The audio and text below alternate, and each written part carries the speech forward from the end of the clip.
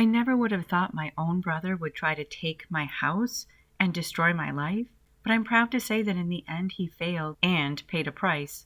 Here's what happened. Aaron was someone I always wanted to innately trust. He's my older brother by 4 years, and as a kid, I looked up to him. One thing I didn't like was how much of a liar he was. He would lie about anything, from sneaking $5 out of Dad's wallet to eating the last cookie. It was more mischievous, low-level stuff than really malicious, but it annoyed me. And then came the catastrophe in our lives. When I was 10 and he was 14, our parents died in a car crash, and my whole life changed. But Aaron was consistent. He grieved, but his personality didn't change. And weirdly, his petty lies became something I could rely on.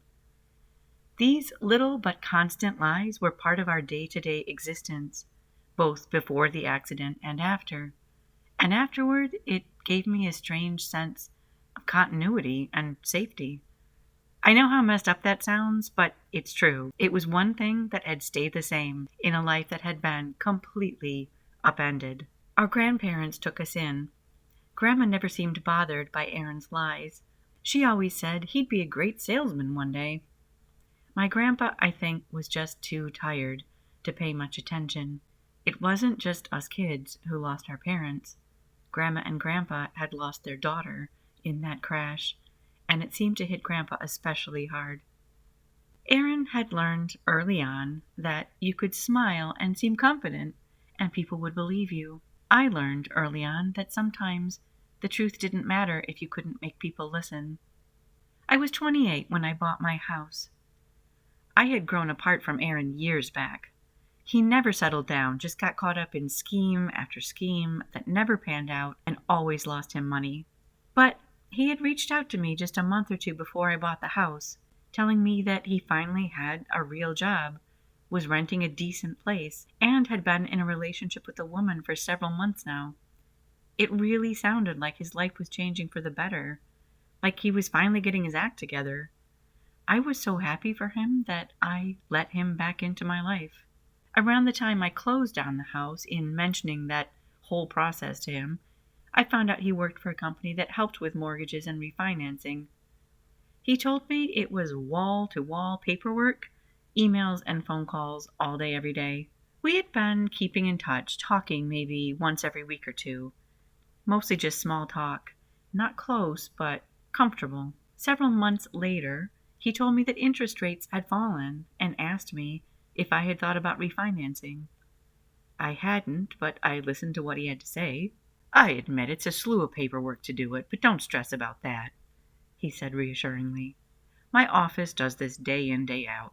We handle the details, and on your part, it's just a lot of signatures. We handle the hard stuff. He sent me the paperwork, and I spread it out in front of me.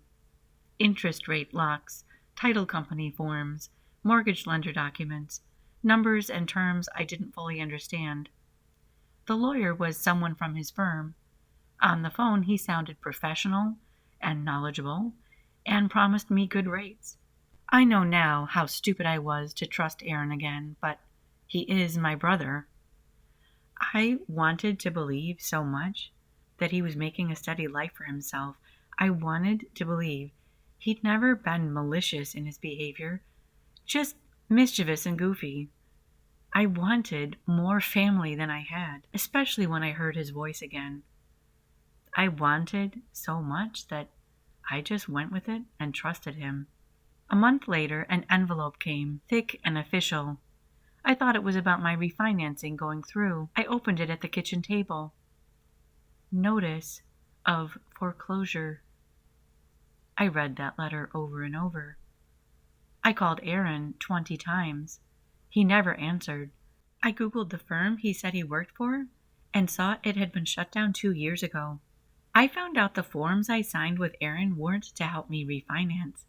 They were to transfer my house to him, and he had seemingly vanished. I stayed in my car the first night after I discovered the locks had been changed. My things were still inside, my clothes, the bed cover I used that my grandma had quilted. the sweaters and nightgown I had kept that had been Mom's. I called Aaron again and again, straight to voicemail. I parked in a well-lit grocery store lot that night, hoping I'd be safe there. I didn't have any cash on me, and my bank account was somehow empty. I couldn't get a hotel, and I was too ashamed that night to call anyone. I tried to tell people this was all a mistake at first. I called the lawyer's office, the realty office, the county records. But they all said the same thing. Your brother is the legal owner. Your signature is on the transfer. My signature. I remembered the kitchen table, how my hand had begun to ache slightly as I signed over and over, how Aaron guided me through the whole process. I had trusted him. Blindly and stupidly, I trusted him. I drove to see Grandma and Grandpa the next evening, my stomach churning as I pulled into their driveway. "Kelly, honey, you look tired," Grandma said, pulling me into a hug. I sat down on the couch, trying not to cry. "Do you know what Aaron's done?" I asked when I could steady my voice. Grandpa's brow furrowed. "He told us you asked him to help you." "He took my house, Grandpa." Grandma's eyes filled with tears. "Your brother wouldn't do that, Kelly. He loves you." "No, he doesn't." In the end, I concluded they were too old and had already suffered too much to be able to accept it, too tired to be willing to see him for what he was. Despair settled into my bones. I spent some nights in the car, all my days working, and in between I tried to find other places to sleep. I couldn't afford to stay in motels, but I couch surfed with friends sometimes and stayed with my grandparents sometimes, in spite of the very long commute there and back, which cost me time and gas. They spent most of the time I was there trying to convince me I must have misunderstood. Sometimes I parked near my old house, watching the lights in the windows I paid for, watching Aaron's shadow move inside. I hated him. And then one day I found a single envelope under my seat while digging around for loose change. A crumpled receipt was inside, dated weeks ago, for a wire transfer Aaron had made using my account. $5,000 sent to an account under his name. A little piece of evidence of when he had defrauded me in the process of, quote, refinancing. I saw a glimmer of hope, and I decided I had been defeated, but I wasn't going to stay defeated. After that, I spent every spare moment at the library, using the free Wi-Fi to research property law, fraud, civil suits, everything and anything that might help me. I read until my eyes burned, printing out articles I barely understood, piecing together what he'd done. Aaron had used a quitclaim deed to transfer the property, telling me it was for refinancing. He'd also taken the information I'd provided to access my savings account and drain it. But I found a clause in the quitclaim paperwork. It was contingent on the refinancing. The refinancing never happened. That was my loophole. I took everything to a local legal aid office. The lawyer was young, around the same age as me, but she was my only hope.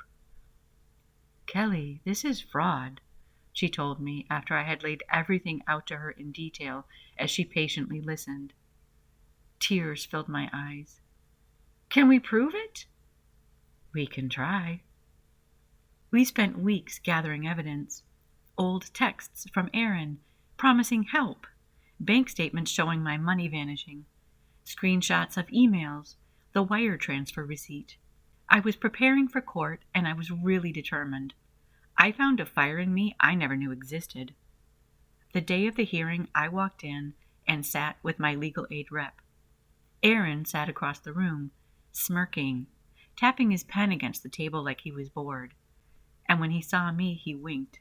"I see you," I thought, "but you won't see this coming." The judge listened quietly as my lawyer presented the case, showing the clause that made the transfer void. the fraudulent bank activity, the misuse of my account and money. Aaron's lawyer tried to dismiss it, calling everything a family misunderstanding, but the judge was having none of it. "This is fraud," he stated bluntly at one point. The judge ruled in my favor. The quitclaim deed was reversed, and the house was returned to my name. Aaron was ordered to repay the money he stole and additional damages for the fraudulent activity. I felt like I couldn't breathe, and I felt like I wanted to scream. For months, I had been terrified I'd lost everything. I'd been in despair that I had lost everything. I was exhausted, burnt out. That day, my body ached from having slept in my car in order to be close to the courthouse. Aaron glared at me as his lawyer let him out, his eyes filled with hatred, like he hated me for winning my own house and money back. I can only think he somehow felt entitled to my stuff, to look at me as if I stole it from him. He tried to call a few times after that. He left me a couple of nasty voicemails. I sent one text back. "You're not the victim, Aaron. You stole from me, your own sister. You're facing the consequences of your own actions. I didn't do this to you. You did. I just fought for what was mine, for what you stole. Grow up." And that was it. Aaron faced some brief jail time. I got my house back. My grandparents encouraged me to forgive Aaron. I won't forgive him, and I won't forget. But I'm not going to dwell on it. I'm going to follow the old saying, the best revenge is to live well. For me, that simply means having safety, making my small home cozy, building my savings, and living in peace. Thanks for joining me for this story. If you enjoyed this reading, please hit like and subscribe so you don't miss future uploads. Leave us a comment and let us know what kind of story you'd like to hear next. This is Tales by Rachel, where we breathe life into every story.